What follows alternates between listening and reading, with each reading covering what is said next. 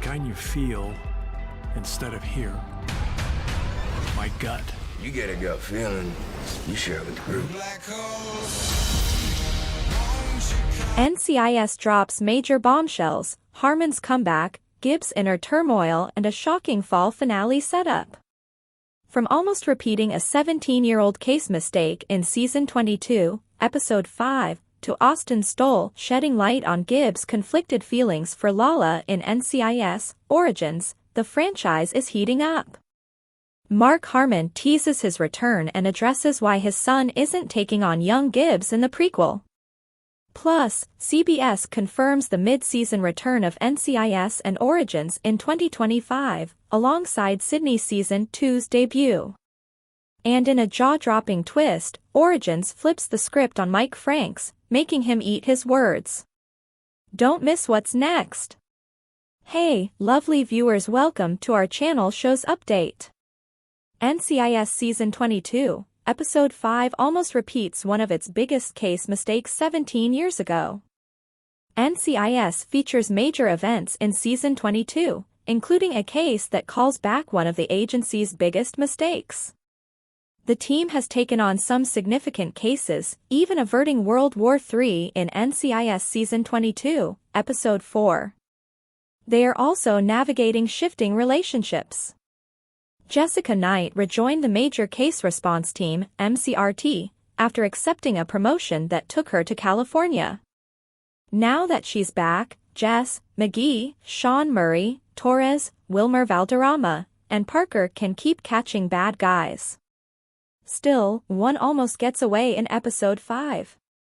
And in from the cold, the NCIS Season 22 team investigates a hostage situation at a hospital that turns into a murder. Strange things happen when they look up the numbers recited by Thomas Butler, John Getz, who allegedly committed the crime. CIA officer Conrad arrives at NCIS to clear up the confusion, telling the team that Butler is a Russian spy. However, Conrad ends up being a dirty CIA agent, and the MCRT catches him before Conrad hurts Butler or any of their agents. Thus, NCIS Season 22 narrowly avoided a mistake it made 17 years ago. Gibbs' MCRT dealt with a rogue CIA agent in Trent Court. Trent Court was a deceptive CIA operative. NCIS Season 22 isn't the first time the MCRT has dealt with a rogue CIA agent. The agency constantly works with other government agencies, like the FBI and the Secret Service, on investigations, but it has a significantly checkered history with the CIA. The most infamous NCIS run-in with a rogue CIA agent is Trent Court, David Diane Fisher, who similarly interfered with NCIS cases. The main difference between Court and Conrad is that NCIS catches Conrad after working on him just once. By contrast, the former CIA operative interfered with cases from NCIS Seasons 4 to 13. When the team was investigating the arms dealer René Benoit, known as La Grenouille, Court blew up Tony Donozzo's car. Luckily, Tony, Michael Weatherly, narrowly escaped an ill fate, as he wasn't in the vehicle, but Court reared his head again when he returned years later. Court's antagonizing of the MCRT came to a head when he reappeared in Season 13, blowing up the family home of Ziva David, Cote de Pablo, with the fire allegedly killing her. While NCIS revealed that Ziva was alive and hiding, the team didn't catch Court in time to neutralize a near-fatal attack. Luckily, NCIS Season 22, Episode 5 catches Conrad during the first case. MCRT knows Conrad is dirty in a twist ending.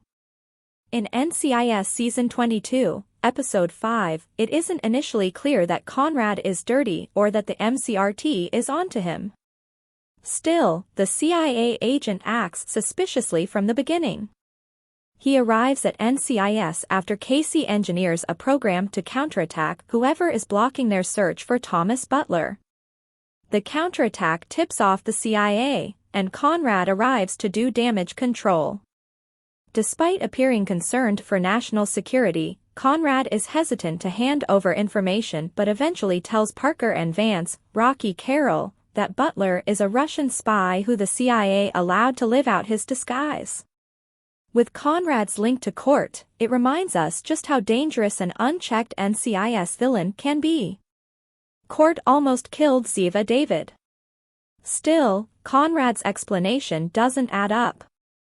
His involvement in the case expands when he learns that Butler has gained access to a file called Project Laurel, and NCIS brings Butler in for questioning with his son's help. Back at NCIS headquarters, Parker questions Butler and the team discovers that he thinks it's the 1970s. While it appears that they can't shake him from it, Parker is actually working with Butler to catch Conrad after learning that Project Laurel is a list of CIA crimes with Conrad's name all over it.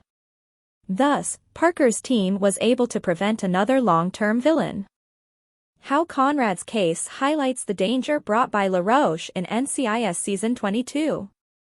MCRT isn't out of the woods yet.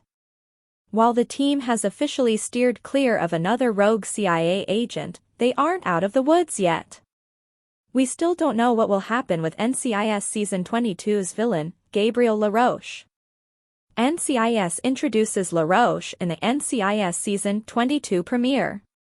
He is the Department of Defense Inspector General, and McGee contacts him regarding information on Nick's undercover operation. The IJ is rude, calling NCIS a lesser agency. However, NCIS reveals that LaRoche beat McGee for the NCIS Deputy Director position despite his comments. The promotion puts LaRoche in a significant position of power at NCIS, despite NCIS Season 22 ignoring its most dangerous case in Episode 2. LaRoche is mentioned again at the end of Episode 3, when it's revealed that McGee is covertly investigating the new deputy director.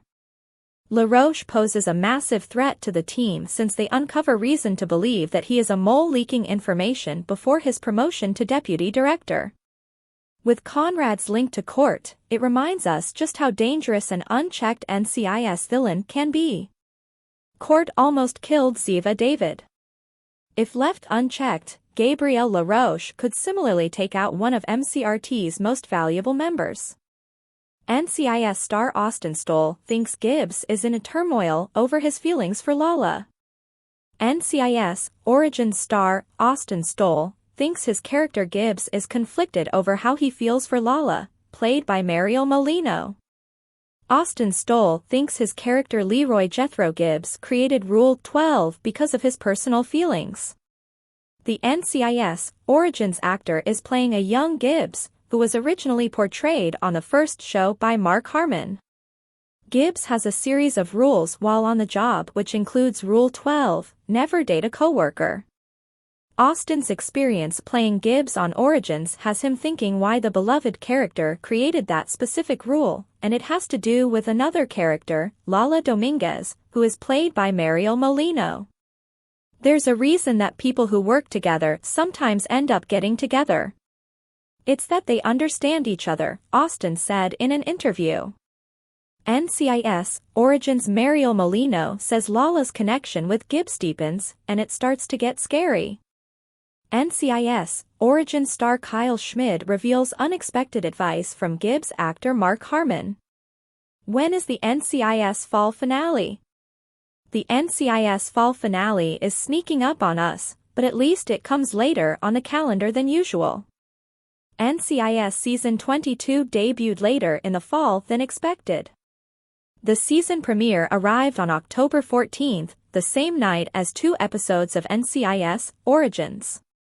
The first 5 Mondays featured new episodes before NCIS took a break on November 18th.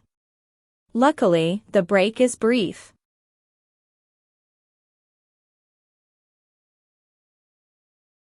New episodes continue rolling out on Monday, November 25th, with NCIS Season 22, Episode 6. The early installments of Season 22 have been pretty dramatic, including an FBI takeover, someone dying in Director Vance's office, and many team members getting arrested. The episodes have been self-contained, except for the overarching plot of Agent Timothy McGee getting passed over for a promotion. Something hinky is going on with the man who was given the job. When is the NCIS fall finale for Season 22? Mark Harmon on returning to NCIS Origins after choosing to leave franchise, and why his son isn't portraying young Gibbs in prequel. After 18 years of playing the special agent on a NCIS, Harmon exited the show as a series regular in 2021 but remained a series regular. However, he was never far away. He cared too much to fully put it in his rearview mirror. So much so, when his son brought him the idea of a prequel, the two went directly to showrunners David J. North and Gina Lucida Monreal to get it off the ground. More from Variety. How Austin Stoll leaned into personal tragedy to embody young Gibbs for NCIS Origins. NCIS alum Polly Parrott will never return to acting and is a different person now. Going back would take away from this life of true authenticity. George Schenk, NCIS showrunner, dies at 82. Is there a story to tell? Definitely. Is it going to be different than people know? Definitely. I couldn't be more thrilled with Gina and David, who they represent and their history with his show, he says of a NCIS Origins, the prequel set to debut on October 14th.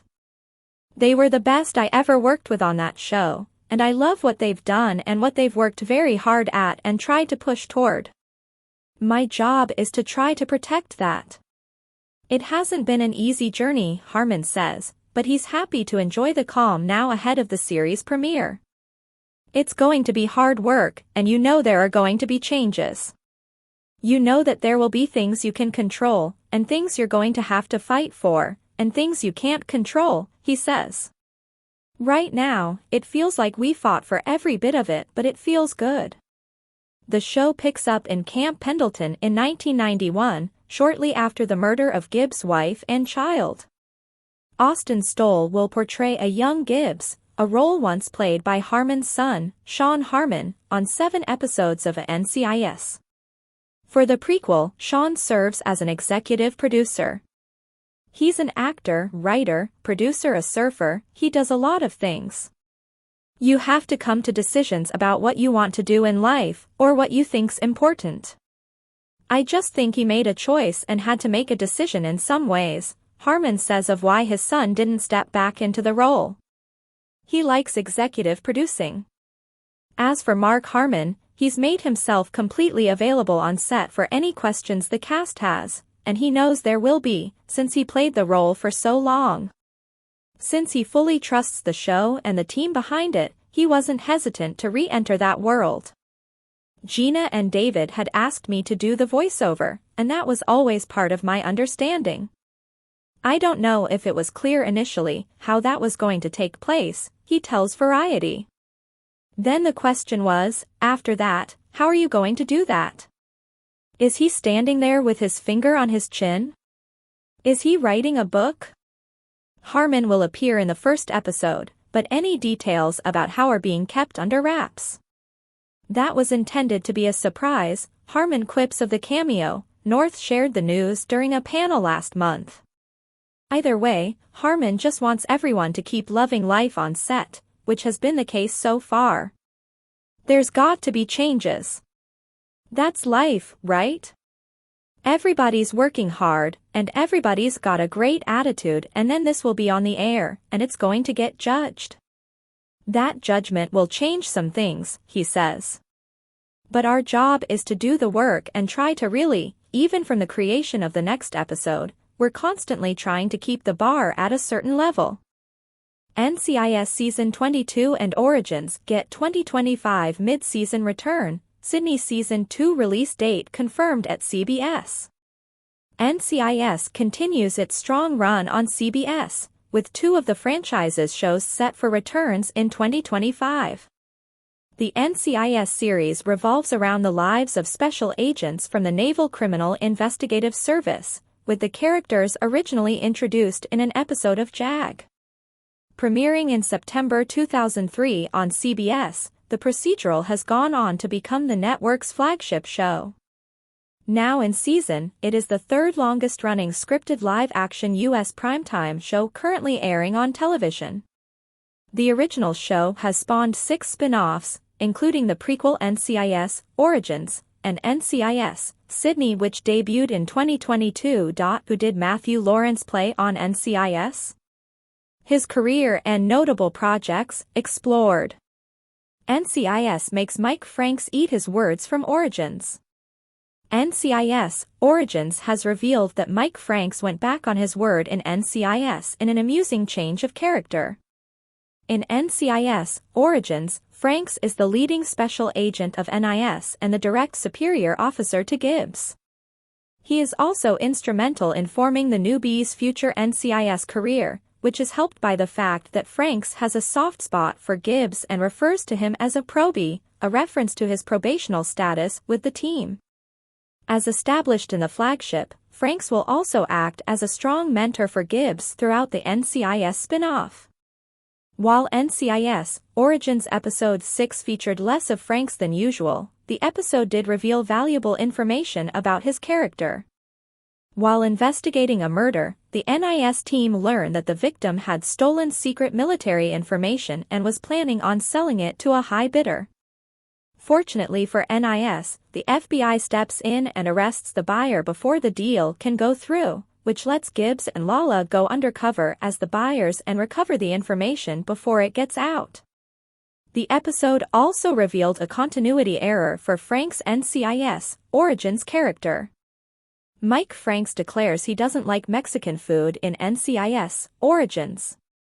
He passes on a plate of tacos in NCIS Origins Episode 6. Frank's amusing continuity error happens during a casual work meeting at a Mexican restaurant with him, his supervisor, Cliff Walker, and FBI detective Noah Oakley. Franks and Walker meet with Oakley to ask for help with catching the buyer before he can purchase the stolen intelligence and disappear. When Franks is offered a plate of tacos to try, he declines, saying he doesn't like Mexican food in NCIS Episode 6, Incognito. The scene ends with Wheeler's FBI connection lighting up the mood by revealing he was always going to help NIS and that the buyer was already in custody. He just wanted someone to pay for his lunch. He looks at Wheeler, who then nods towards Franks, who begrudgingly picks up the bill. Frank's admission of his distaste for Mexican food seems like a continuity error based on where he ends up in the flagship NCIS. NCIS revealed that Mike ended up retiring in Mexico. Frank could have grown to love Mexican food. Frank's comment in Incognito is particularly amusing after realizing that he ends up in Mexico after retiring from his career at NCIS.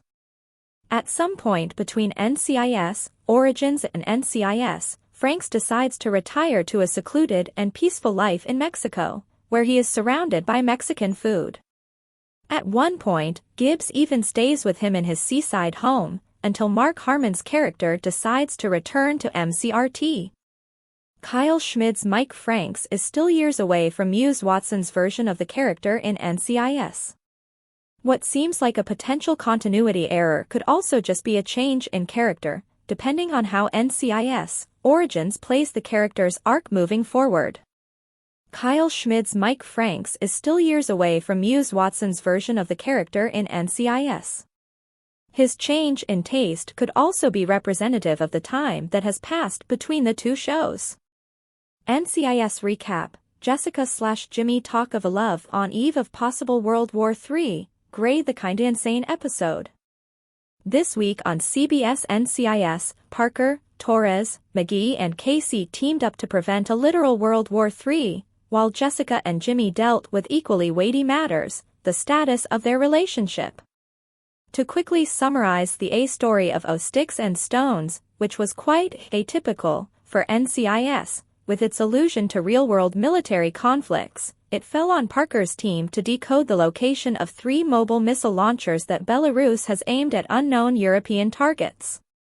Once identified, the U.S. might go so far as to fire precise nukes at the 3 locations.